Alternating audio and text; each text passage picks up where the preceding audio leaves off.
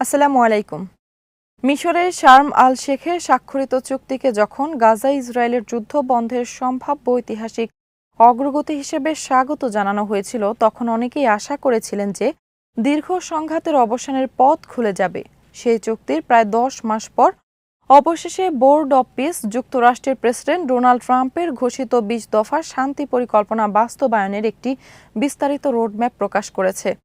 এই রোডম্যাপের উদ্দেশ্য ছিল যুদ্ধবিরতি, হামাসের নিরস্ত্রীকরণ, গাজা থেকে ধাপে ধাপে ইসরায়েলি সেনা প্রত্যাহার, আন্তর্জাতিক শান্তিরক্ষী বাহিনী মোতায়েন এবং একটি নতুন ফিলিস্তিনি টেকনোক্র্যাট প্রশাসনের অধীনে গাজার পুনর্গঠন নিশ্চিত করা।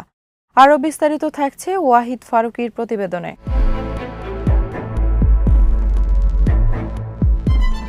কিন্তু বাস্তব পরিস্থিতি রোডম্যাপের প্রতিশ্রুতির সঙ্গে সম্পূর্ণ বিপরীত চিত্র তুলে ধরছে। যুদ্ধবিরতি কার্যকর হওয়ার পরও গাজায় হামলা পুরোপুরি বন্ধ হয়নি, বরং হামলার মাত্রা কিছুটা কমলেও নিয়মিত বিমান হামলা, গোলাবর্ষণ এবং প্রাণহানি অব্যাহত রয়েছে।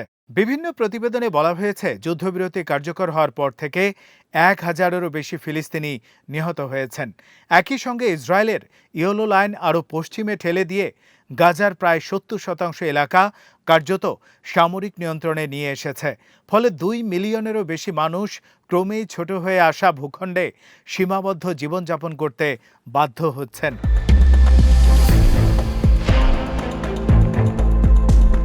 রোডম্যাপ প্রকাশের পর অনেকের ধারণা ছিল এবার হয়তো শান্তি প্রক্রিয়া এগোবে, কিন্তু কয়েকদিনের মধ্যেই প্রধানমন্ত্রী বেঞ্জামিন নেতানিয়াহুর সরকার প্রকাশ্যে জানিয়ে দেয় যে প্রকাশিত রোডম্যাপ ইসরায়েলের অবস্থানকে প্রতিফলিত করে না।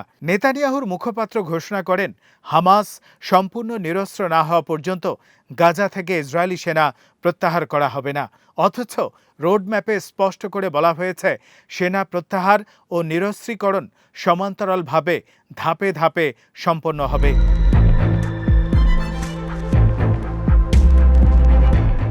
এর পাশাপাশি ইসরায়েল আরও কয়েকটি গুরুত্বপূর্ণ আপত্তি তুলেছে। তারা চায় হামাসের কাছ থেকে সংগৃহীত অস্ত্র সম্পূর্ণ ধ্বংস করে ফেলা হোক, নতুন ফিলিস্তিনি প্রশাসনের তত্ত্বাবধানে সংরক্ষণ করা না হোক।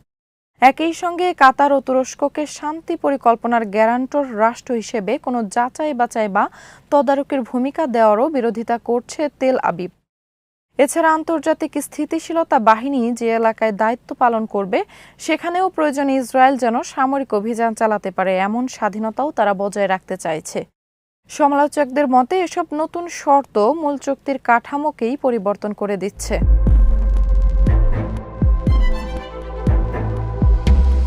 নেতানিয়াহু জোট সরকারের কট্টরপন্থী মন্ত্রীরাও রোডম্যাপের বিরোধিতায় সরব হয়েছেন।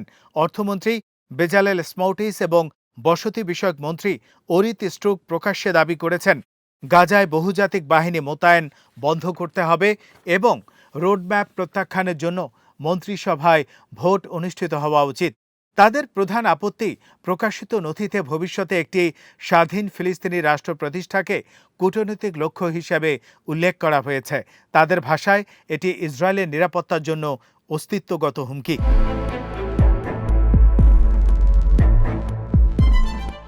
আরও কঠোর অবস্থান নিয়েছেন নিরাপত্তা মন্ত্রী ইতামার বেন-গাভির। তিনি পুরো পরিকল্পনায় প্রত্যাখ্যান করে হামাস নেতাদের বিরুদ্ধে লক্ষ্যভিত্তিক হত্যাকাণ্ড অব্যাহত রাখার আহ্বান জানিয়েছেন। এতে স্পষ্ট যে ইসরায়েলের ক্ষমতাসীন জোটের একটি বড় অংশ রাজনৈতিক সমাধানের পরিবর্তে সামরিক কৌশলকেই অগ্রাধিকার দিচ্ছে। বিশ্লেষকদের মতে নেতানিয়াহুর এই অবস্থানের পেছনে রাজনৈতিক হিসাবও রয়েছে। আগামী অক্টোবরে ইসরায়েলে জাতীয় নির্বাচন অনুষ্ঠিত হওয়ার কথা। বিভিন্ন জরিপে তার জনপ্রিয়তা আগের তুলনায় কমেছে এবং জোট সঙ্গীরা গাজা ইস্যুতে কোনো ধরনের আপোষ করলে সরকার থেকে বেরিয়ে যাওয়ার হুমকি দিচ্ছে। ফলে শান্তি পরিকল্পনা বাস্তবায়নের পরিবর্তে সময়ক্ষেপণ নেতানিয়াহুর জন্য রাজনৈতিকভাবে লাভজনক হতে পারে।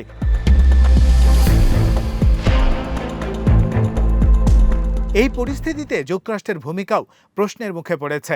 ট্রাম্পের ব্যক্তিগত উদ্যোগেই 20 দফা পরিকল্পনা এবং বোর্ড অব পিস গঠিত হয়েছিল। হামাসের নিরস্ত্রীকরণের ঘোষণাকে তিনি শান্তির পথে ঐতিহাসিক পদক্ষেপ বলেও উল্লেখ করেছিলেন। কিন্তু পরিকল্পনার অন্যতম উদ্যোক্তা হওয়া সত্ত্বেও ইসরায়েলের ধারাবাহিক আপত্তি ও বিলম্ব কৌশলের বিরুদ্ধে এখন পর্যন্ত ওয়াশিংটনের দৃশ্যমান কোনো কঠোর অবস্থান দেখা যায়নি, বরং ইসরায়েলের নতুন শর্তগুলোর অনেকটাই কার্যত আলোচনার অংশ হয়ে উঠছে। অন্যদিকে হামাস ইতিমধ্যে গাজার প্রশাসনিক দায়িত্ব ছেড়ে দেয়া এবং নিরস্ত্রীকরণের বিষয়ে গুরুত্বপূর্ণ ছাড় দিয়েছে বলে দাবি করা হচ্ছে। কিন্তু সেই ছাড়ের পরও যদি চুক্তির শর্ত বারবার পরিবর্তন করা হয়, তাহলে পুরো শান্তি প্রক্রিয়ার বিশ্বাসযোগ্যতাই প্রশ্নবিদ্ধ হয়ে পড়ে।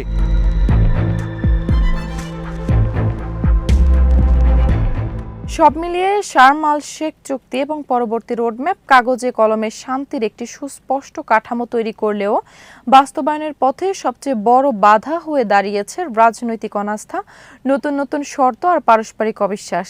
গাজায় প্রতিদিন প্রাণহানি অব্যাহত থাকায় প্রশ্ন উঠছে, এই পরিকল্পনা কি সত্যিই বাস্তবায়িত হবে, নাকি এটি দীর্ঘসূত্রতার আরেকটি কূটনৈতিক নথি হয়ে ইতিহাসে স্থান পাবে?